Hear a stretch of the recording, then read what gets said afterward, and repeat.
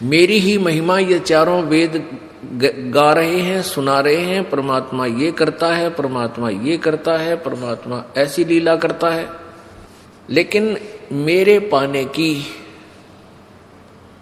विधि वेदों में वर्णित नहीं है। अब यहां दो प्रश्न उठते हैं कि एक तो परमात्मा सामने बोल रहे हैं, कह रहे हैं, प्रत्यक्ष खड़े हैं, फिर कहते हैं मुझे पाने का तरीका वेदों में नहीं है। अब इससे क्या सिद्ध होता है कि परमात्मा के दर्शन कर लेने से मोक्ष नहीं, परमात्मा के द्वारा दिए गए उस भक्ति की कमाई करने से मोक्ष होगा। नहीं तो परमेश्वर 120 वर्ष रहे, जिनको अच्छी आत्माओं ने भी दे दर्शन किए, बुरा ने भी किए, जो उनके विरोधी थे उन मार मार कर रहे थे उनके पीछे, उन्होंने भी दर्शन किए। दर्शन से मोक्ष नहीं है,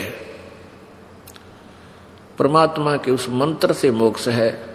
मोक्ष का मीन है कि जैसे हम परमात्मा ने हमें विधि बताई है वह कमाई कराएंगे, उस राम नाम के धन को जोड़ेंगे, उस भक्ति की शक्ति योग के बल तय, भक्ति के बल से, उस राम नाम की कमाई की शक्ति से हम सतलोक जाएंगे, वहां जाकर के हम परमानेंट सुखी हो जाएंगे।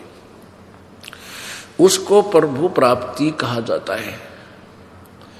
परमात्मा यहां आए, सभी को प्राप्त थे, दर्शन भी होते थे, लेकिन मोक्ष कोई नहीं, मुक्त कोई नहीं हुआ, क्योंकि हमने परमेश्वर के उस ज्ञान पर भी विश्वास नहीं किया, न उनके द्वारा दी गई भक्ति की साधना की।